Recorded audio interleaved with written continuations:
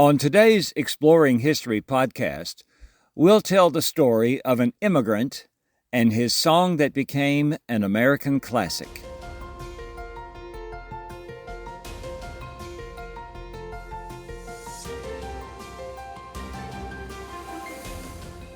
Welcome to Exploring History with Ray Notgrass, a production of Notgrass History.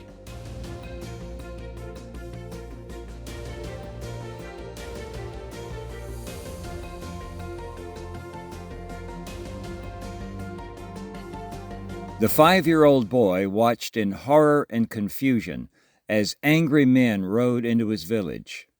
The men dragged people from their homes and beat them.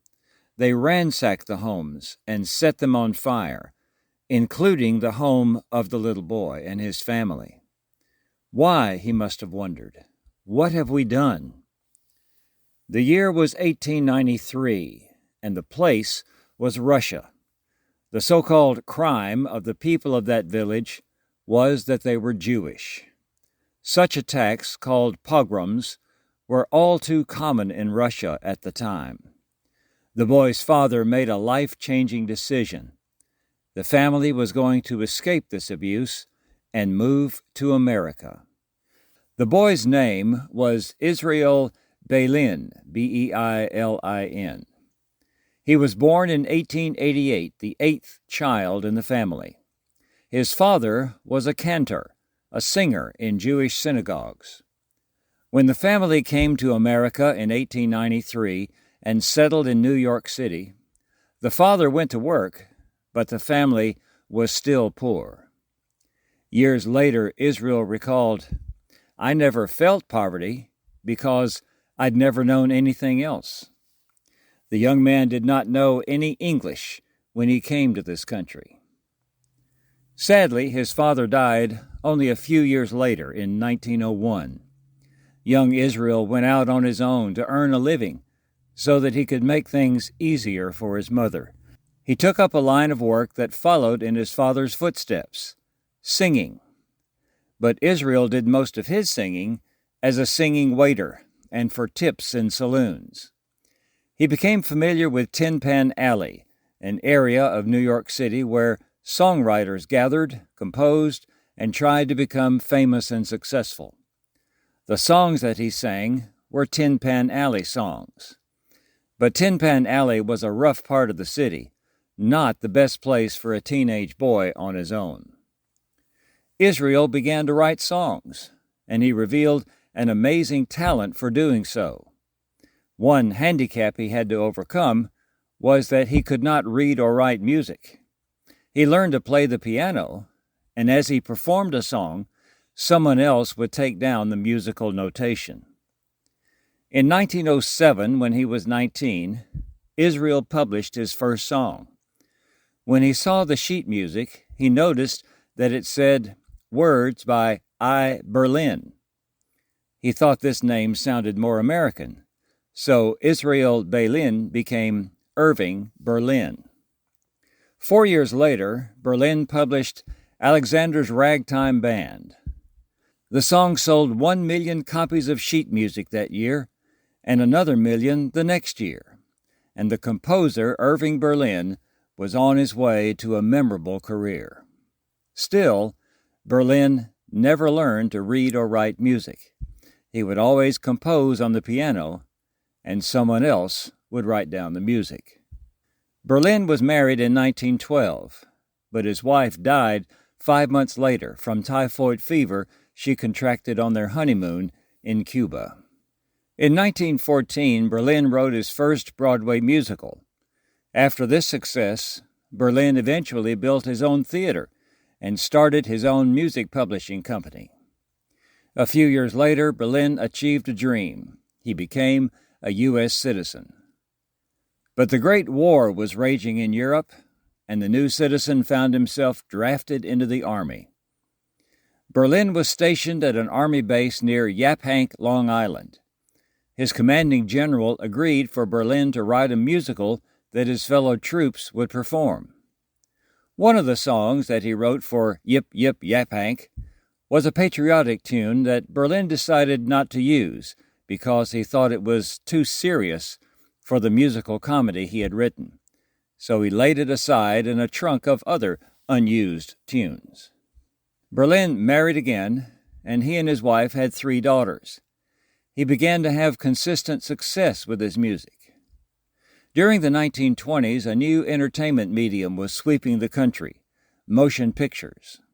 In 1930, Berlin wrote the music for a movie featuring a rising young singer named Bing Crosby. Unfortunately, the film was a flop. But Berlin kept writing, and most of his compositions were popular and successful. In 1938, war clouds built again in Europe. Berlin was asked to write a song for the 20th anniversary of Armistice Day, the observance marking the end of World War I that later became Veterans Day. Berlin remembered that song he had written and laid aside 20 years earlier. He dug it out, revised it a bit, and gave it to Kate Smith, one of the most popular singers of the day. Smith sang it for her Armistice Day radio program that year. The song received a huge positive response from the public, and it became Kate Smith's signature song. Berlin once said, "Of all the songs I've written, this is the closest to my heart." That song was God Bless America. Berlin kept writing music. He composed over 1,000 songs and had 35 number-1 hits. He wrote music for Broadway and the movies. In 1941, Berlin composed the song White Christmas. Bing Crosby performed it for the first time on his radio program December 25, 1941, and it became an instant classic. Pearl Harbor had been attacked just a few weeks before, and America was once again gearing up for war. The song had its motion picture debut the next year when Bing Crosby sang it in the movie Holiday Inn. In 1954, the song was the title number for another movie starring Bing Crosby. The movie White Christmas is about 2 guys who were in the Army during World War II and who teamed up after the war to become a smash musical success. The movie's dramatic finish is when the 2 former soldiers plan a reunion for their Army buddies to help their former commanding general. The song White Christmas has become the best-selling single of all time. Ironically, Berlin did not celebrate Christmas because he was Jewish. But this podcast is about God Bless America. This song also became an American classic, performed annually on patriotic holidays and other special occasions. It has helped to keep us going in difficult times. For instance, in 1973, at a White House reception for returning prisoners of war from Vietnam, Irving Berlin himself led the audience in singing God Bless America. After the terrorist attacks on America on September 11, 2001, members of Congress gathered on the Capitol steps in Washington, D.C., and sang God Bless America. The show notes that accompany this podcast include a link on Homeschool History to a moving video of Irving Berlin singing God Bless America on the Ed Sullivan television show in May of 1968, just a month after the assassination of Dr. Martin Luther King, Jr. Berlin's wife died in 1988 after 62 years of marriage. Irving Berlin passed away on September 22, 1989, at the age of 101. I think we should notice that what Irving Berlin did not do during his life was protest and demonstrate and complain about being treated unfairly and having to work so hard as a child. He did what he had to do. He kept at it, and he became successful. Also, we should recognize that the song God Bless America is first and foremost a prayer.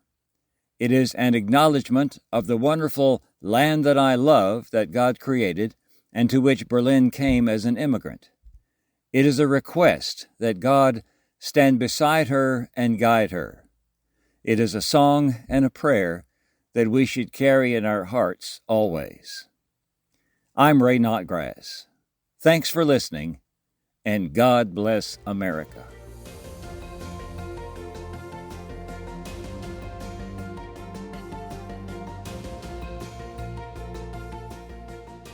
This has been Exploring History with Ray Notgrass, a production of Notgrass History. Be sure to subscribe to the podcast in your favorite podcast app, and please leave a rating and review so that we can reach more people with our episodes. If you want to learn about new homeschool resources and opportunities from Notgrass History, you can sign up for our email newsletter at exploringhistorypodcast.com. This program was produced by me, Titus Anderson. Thanks for listening.